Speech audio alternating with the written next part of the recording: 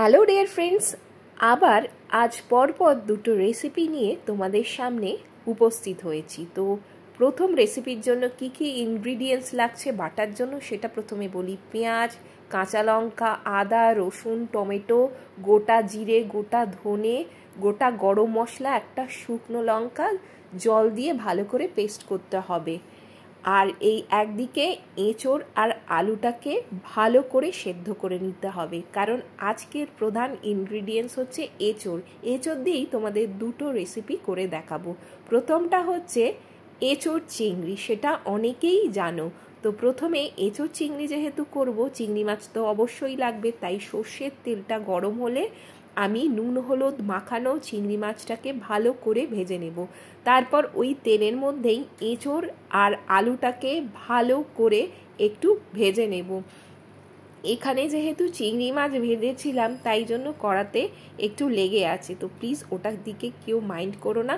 তারপর ওই এঁচোড় আর আলুর মধ্যে মশলাটা পুরো দিয়ে ওর মধ্যে নুন, কাশ্মীরি লঙ্কা, হলুদ পরিমাণ মতো দিয়ে ভালো করে কষিয়ে নেব।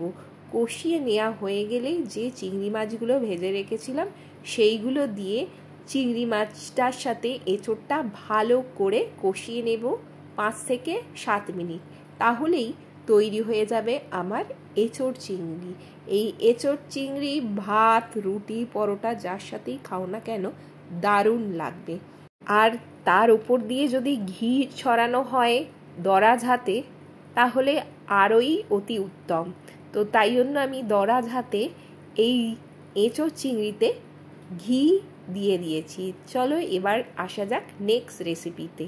তো নেক্সট রেসিপির জন্য এঁচোড় আর আলু আর কিছুটা চিংড়ি মাছ ভেজে রেখেছিলাম, সেই সেদ্ধ করা এঁচোড়, আলু আর চিংড়ি মাছকে ভালো করে ম্যাশ করে ওর মধ্যে পেঁয়াজ, কাঁচা লঙ্কা, কিছুটা কুচনো রসুন দিয়ে আর কিছুটা কর্নফ্লাওয়ার দিয়ে বলের আকারে গড়ে নেব, কারণ এটা চিলি এঁচোড় বানাবো। প্রথমে এটার কোফতা বানিয়ে নেব, তাই জন্য এখানে দেখো কতগুলো কোফতা সুন্দরভাবে তৈরি করে রেখেছি।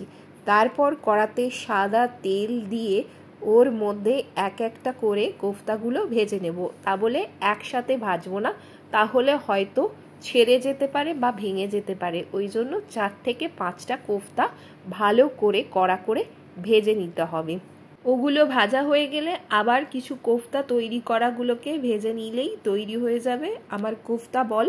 আর কোফতা বল হয়ে গেলে এখানে আর যে যে ইনগ্রিডিয়েন্টসগুলো লাগছে সেটা হচ্ছে পেঁয়াজ কুচি, রসুন কুচি, কাঁচা লঙ্কা কুচি। আমি আগেই বলেছি এটা যেহেতু চিলি কোফতা বানাবো, এখানে কোনো হলুদ, গরম মশলা এইগুলোর কোনো দরকার লাগবে না। তাই দেখো এখানে লাল করে ভেজে রেখেছি এই কোফতাগুলো, আর যে তেলটা বেঁচেছে তাতেই হয়ে যাবে, বেশি তেল এতে লাগে না এবং খুব তাড়াতাড়ি এই রেসিপিটা হয়ে যায়।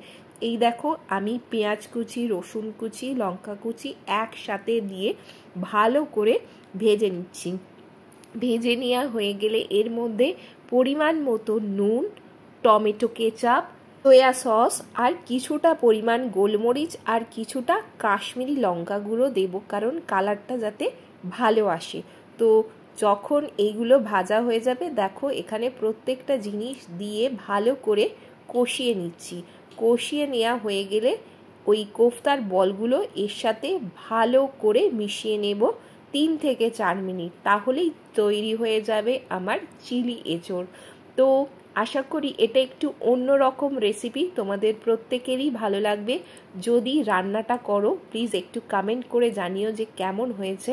ভিডিওটা যদি ভালো লাগে প্লিজ একটু লাইক, কমেন্ট অ্যান্ড শেয়ার করো। এটা রুটি, ভাত, পরোটা যার সাথেই খাও না কেন দারুণ যাবে।